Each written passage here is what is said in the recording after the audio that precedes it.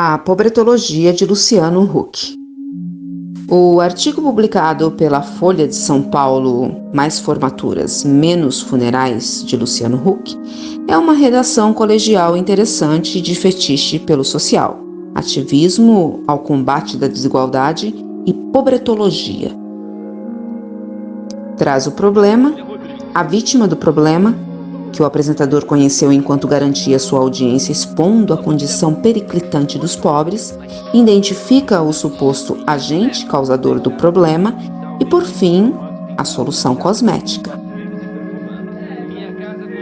Não menciona em momento algum a estrutura que faz do Brasil um país desigual por ser pobre, terceiro-mundista e explorado pelo imperialismo.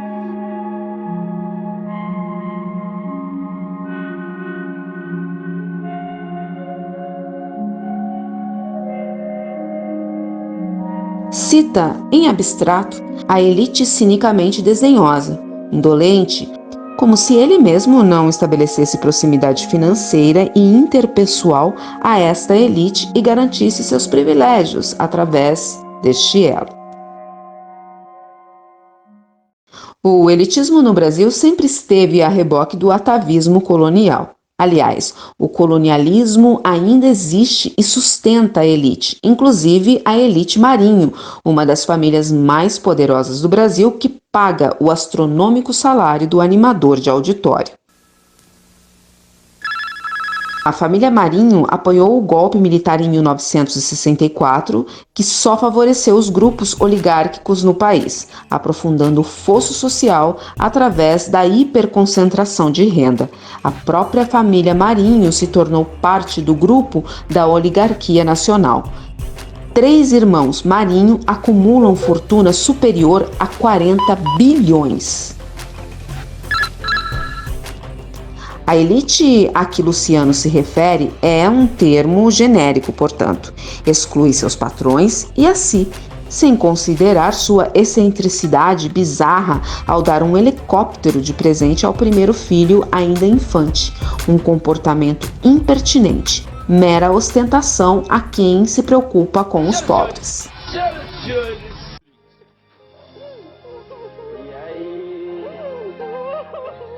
Uma família muito humilde. Vale lembrar, o formato do programa do apresentador e ativista explora a imagem do pobre para gerar audiência e não agrega nada de transformador de verdade às famílias sob holofote.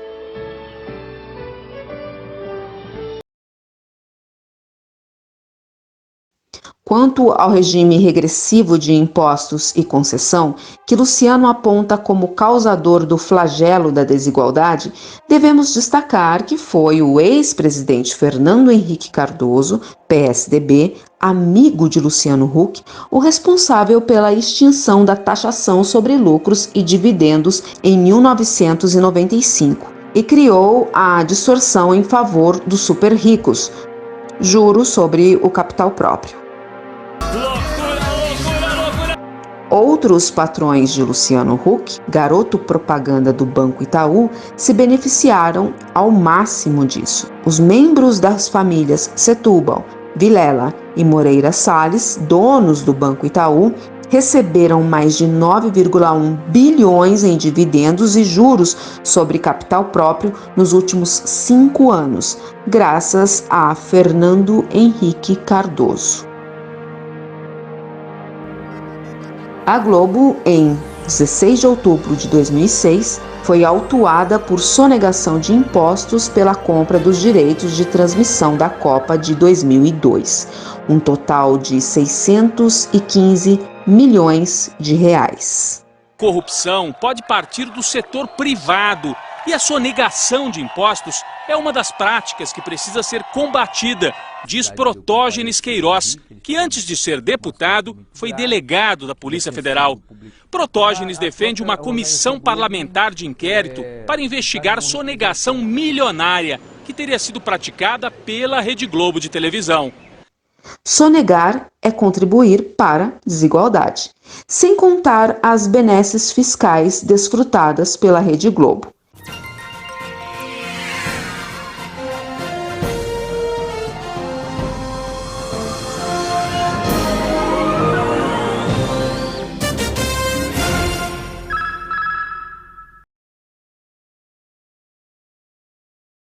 Todo mundo tá falando que É claro que o modelo tributário favorece as empresas que Luciano Huck está ligado e recebe alto cachê para trabalhar. Para começar esse papo de que o Brasil é o país do futuro. Hoje, o Brasil é o país das oportunidades. Somos uma potência mundial, ao lado de países que estão aparecendo cada vez mais para o mundo. E é com essa nova realidade... Dinheiro pago às expensas dos 95% restantes da sociedade, principalmente os mais pobres. A hiperconcentração de renda dos 5% está ligada à desigualdade social diretamente. Luciano tem como padrinho de sua aventura política o ex-presidente Fernando Henrique Cardoso. Fernando Henrique Cardoso, em 2018, demonstrou, sem parcimônia, que a candidatura do animador também o animava, havendo potencial para arejar o país e botar em perigo a política tradicional. E isso era bom para o país, disse FHC em entrevista à rádio Jovem Pan no preâmbulo eleitoral daquele ano. Os aliados do governador de São Paulo, Geraldo Alckmin, cobraram explicações do ex-presidente Fernando Henrique Cardoso sobre as recentes manifestações favoráveis ao apresentador Luciano Huck, cotado para disputar a eleição presidencial deste ano. Luciano Huck e FHC são próximos.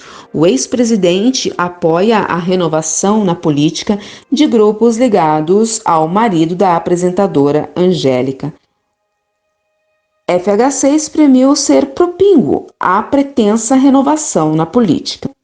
Em dezembro de 2018, Fernando Henrique Cardoso participou de evento do Renova BR, grupo político que propõe renovar a política. Participou ao lado de Luciano Huck. No evento, Luciano deu declaração de apoio à agenda neoliberal de Bolsonaro proposta por Guedes. Ele disse: "Tem uma clara agenda econômica eficiente. Tem bons nomes técnicos ali." E esta é a maior de todas as incoerências de um país sem memória.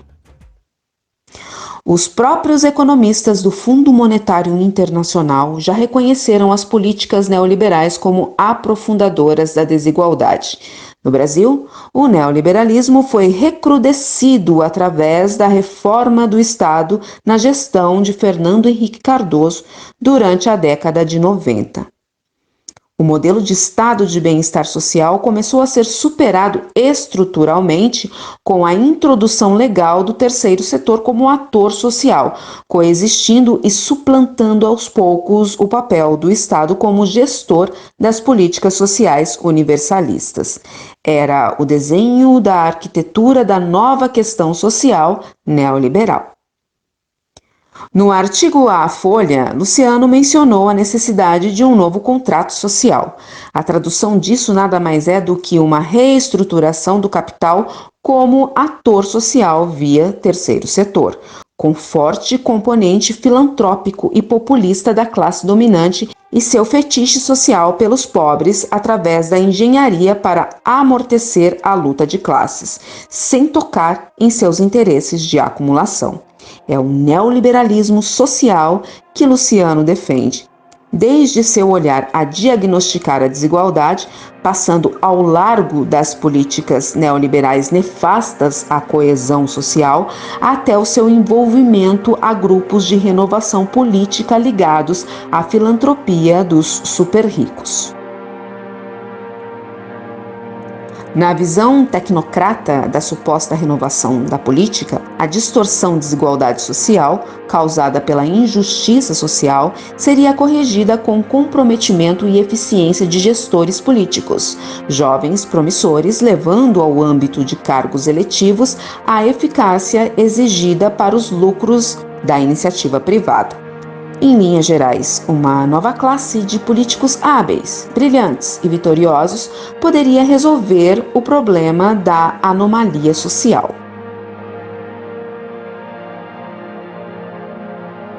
Desconsidera-se o modelo neoliberal, tanto social quanto econômico, colonial e o imperialismo como causadores da pobreza estrutural. Isenta o mercado financeiro e o sistema rentista da dívida, em que quase metade do orçamento é destinado ao pagamento dos juros da dívida pública, retirando das áreas sociais recursos. Desconsidera-se os cortes exigidos pelo neoliberalismo como os responsáveis pela exclusão social.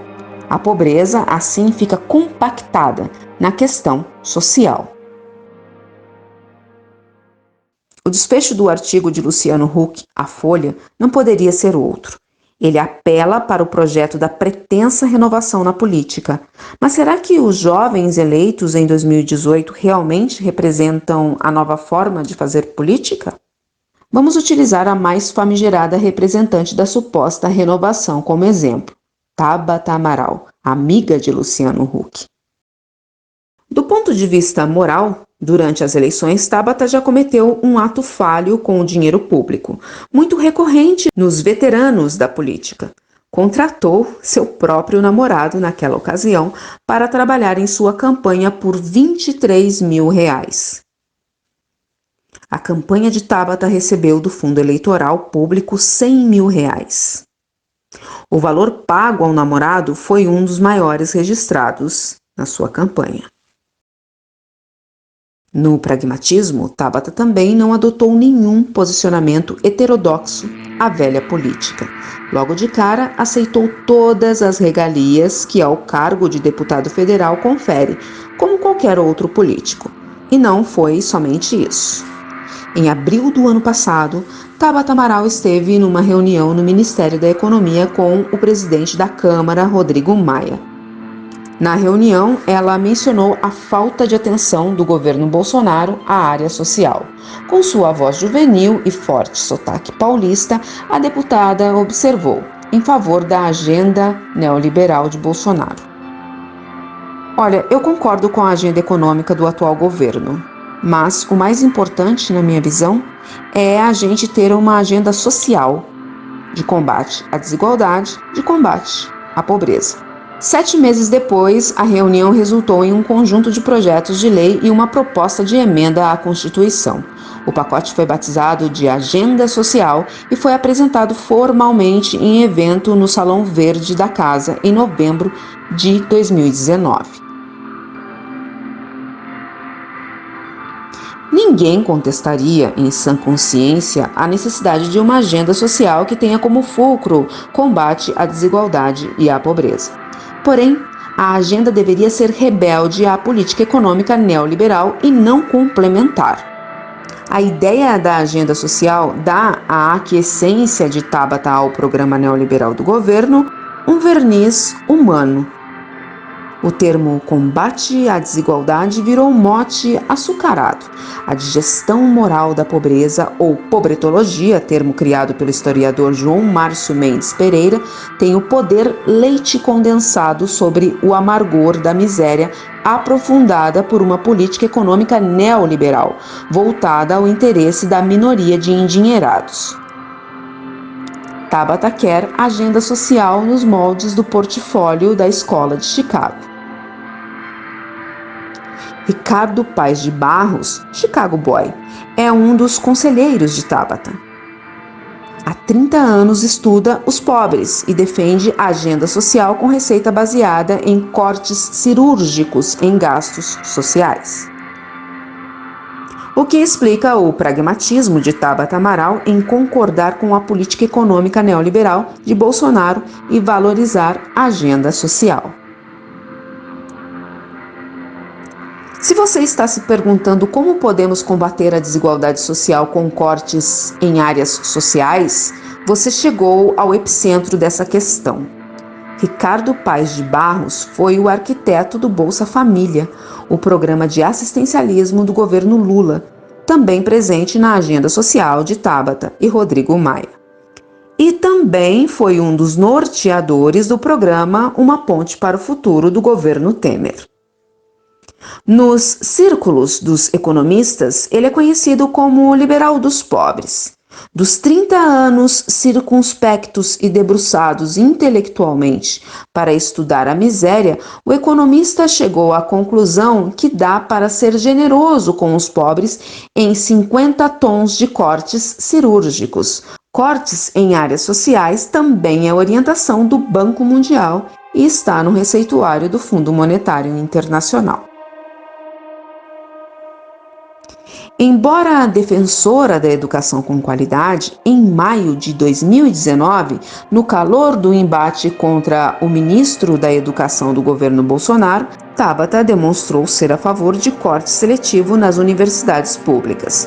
Não era de se surpreender, afinal, Cláudia Costin, mentora intelectual para a educação de Tabata Amaral, ex-funcionária do Banco Mundial, ex-ministra de FHC, atualmente funcionária da Fundação Lehman, é defensora declarada do modelo neoliberal para a educação pública. Como é conselheira direta da deputada federal, é natural, portanto, identificar o neoliberalismo na visão educacional da jovem deputada, que de nova só tem a idade.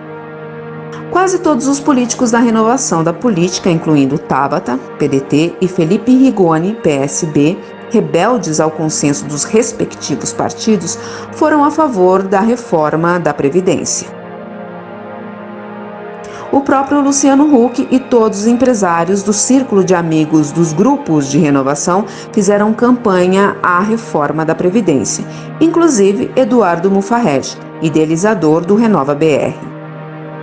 A Folha de São Paulo noticiou em 2017 que grupo de empresários iria bancar intensa campanha publicitária em defesa da reforma da Previdência proposta pela gestão Temer.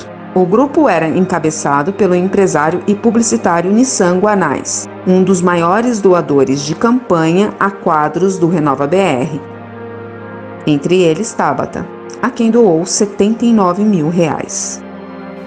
Eu acho, modéstia à parte, que eu revolucionei a propaganda brasileira. A reforma da Previdência configura a superação do estado de bem-estar através da intenção de esquartejamento da Seguridade Social. Desde a década de 90, quando o Estado foi reestruturado ao modelo neoliberal, a Previdência passou a ser alvo dos neoliberais. O Sindifisco Nacional, Sindicato Nacional dos Auditores Fiscais da Receita Federal do Brasil, menciona a implicação da reforma da Previdência na Seguridade Social e descreve que as sucessivas reformas do Estado, e sobretudo da Previdência Social, implementadas ao longo da década de 1990, justificadas como suposto déficit entre receita e despesa, vêm contribuindo para descaracterizar a Seguridade Social, além de favorecer a fragmentação das políticas sociais que integram previdência, saúde e assistência. E essa questão da Previdência, ela foi a maior conquista da Constituição Federal. Os constituintes colocaram no artigo 194 da Constituição a Seguridade Social, a segurança do povo. A Previdência reduz a desigualdade social. Sem este modelo, atacado pelos neoliberais, pois representa o estado de bem-estar, o Brasil teria 21,9 milhões a mais de pobres. O autor do livro Previdência, o debate desonesto, denunciou que a reforma irá prejudicar principalmente os trabalhadores e, consequentemente, aumentar a concentração de renda e desigualdade social. O avanço da reforma da Previdência foi definido pelo professor do Instituto de Economia da Unicamp, Eduardo Faiani, como uma tragédia humanitária. Aposentar no Brasil vai ser uma corrida de obstáculo praticamente inalcançável. Em suma, o ataque à Seguridade Social, o pacto da sociedade para amenizar o fosso social, aprofunda a desigualdade, assim como todo o arcabouço neoliberal. O simulacro de renovação da política é o continuismo do pragmatismo neoliberal, mas com agenda social para adocicar a miséria. Jorge Paulo Lemann, bilionário também ativista pela renovação da política, padrinho de carreira acadêmica e política de Tabata Amaral e outros quadros da suposta renovação, é um dos hiperconcentradores que também se preocupa com a desigualdade social. Em palestra em Harvard, Lehman usou o açúcar do combate à desigualdade como discurso. Ele disse: "Nós nunca vamos ter estabilidade se tivermos desigualdade." Lehman está entre os 0,1% da população brasileira conhecida como super ricos. Os super ricos ganham em um mês o mesmo que um brasileiro, assalariado por um salário mínimo, ganharia trabalhando por 19 anos seguidos. Para promover distribuição de renda na base da pirâmide social e assim reduzir a desigualdade, bilionários como Lehman não podem existir.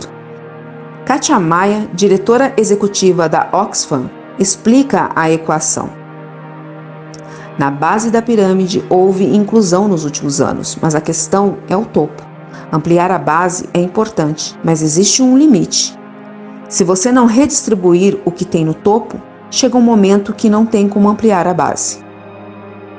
Lehman mora na Suíça, país de primeiro mundo.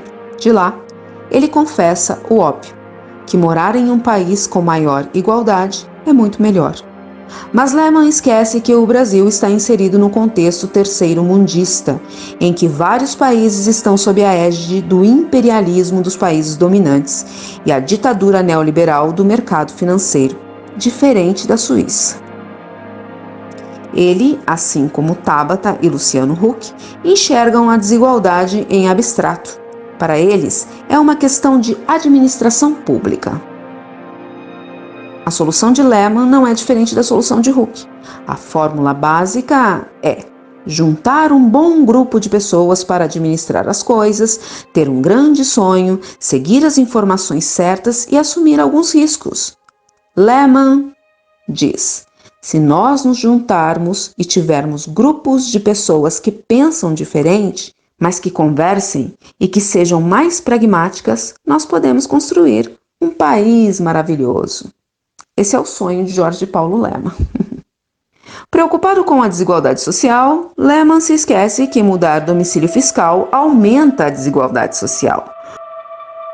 O bilionário tem 20 empresas em paraísos fiscais, prática muito comum dos super ricos, não é mesmo?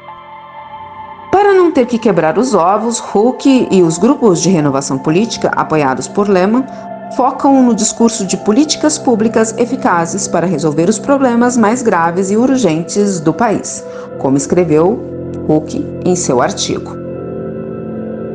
Não muito diferente da política social das gestões petistas com orientação do Banco Mundial, a pobretologia, política de distribuição de renda e assistencialismo, necessário, é óbvio, mas que não contracenam em rebeldia ao modelo neoliberal.